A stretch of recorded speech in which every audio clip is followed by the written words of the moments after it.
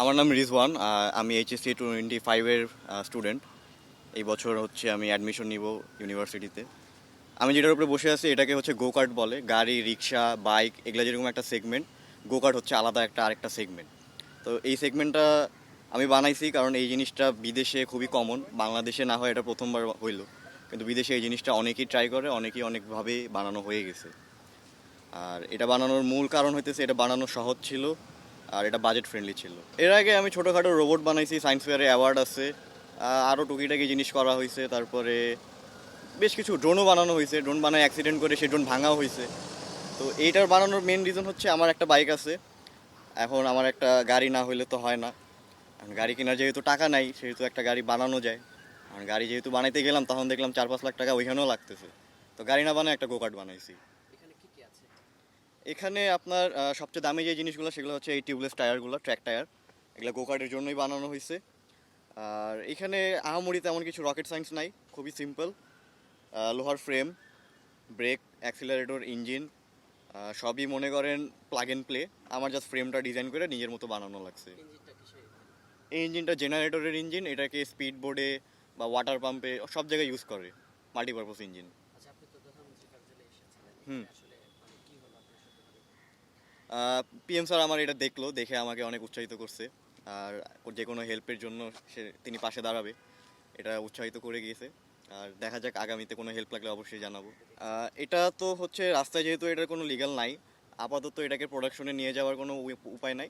তবে আমার ইচ্ছা আছে বাংলাদেশে একটা কালচার শুরু করার। জাপানে যেরকম এইগুলো গাড়ি ফরেনাররা রাস্তায় চালায়, জাপানে কিন্তু এটা স্টিল ইললিগাল, বাট জাপান সরকার এটাকে অ্যালাউ করে। তো আমিও চাই বাংলাদেশেও এটা শুরু হোক। জিনিসটা যে একেবারেই আনসেফ এমন না, একটা বাইকের চেয়ে এটা সেফ। আর সিট বেল্ট, হেলমেট আছে। আর আনসেফ হওয়ার মতো এটা কিছু না, একটা গাড়ি আর এটা সেমই জিনিস।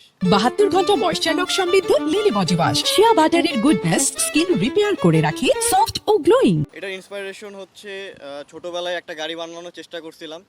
তো সেটা হইতেছে যারা ওই যে ভিক্ষা করে রাস্তায় বিয়ারিংয়ের গাড়ি, ওইরকম একটা আউটপুট বের হয়েছে। ওইটা ড্রিল মেশিন দিয়ে অপারেটেড ছিল। তো এটা সাকসেস হয় নাই। এরপরে যখন বড় হইলাম, টাকা পয়সা কামানো শুরু করলাম, তখন দেখলাম যে এরকম কিছু বানাতে বেশি কিছু টাকা যাবে না, অল্প কিছু টাকা যদি যায়ও যাক, এই টাকা আবার কামানো যাবে। তখন এটার পিছিয়ে ইনভেস্ট করলাম। অ্যান্ড এটা যতক্ষণ না রাস্তায় চলছে, এর আগ পর্যন্ত এটা আমি ফেল প্রজেক্ট হিসেবেই আগাইছি। রাস্তায় কি এটা নিয়ে বেরোন? রাস্তায় এটা নিয়ে বের হই এবং এটা বাসা থেকে এই পর্যন্ত চালাই আসা হয়েছে।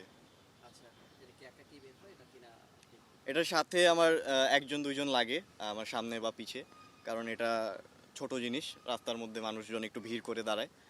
সেফটি ইস্যুর জন্য না, বাট মনে করেন মানুষজন তাকায় থাকে। আপনি গাড়ি চালাইতেছেন, আপনার গাড়ি থেকে একজন আপনার তাকায় থাকবে। আচ্ছা, আপনার এটা নিয়ে ভবিষ্যৎ পরিকল্পনা কি?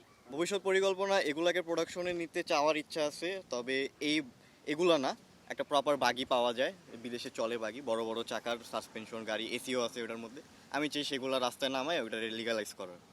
আমি যেরকম পরীক্ষার পরে বেকার বসেছিলাম, মানুষজন হইতেছে বেকার বসে থাকে না থেকে কিছু একটা করা ভালো। যেমন আমার ধরেন ওয়েবসাইটের আমার স্কিল আছে, আমি ওয়েবসাইট বানাইছি।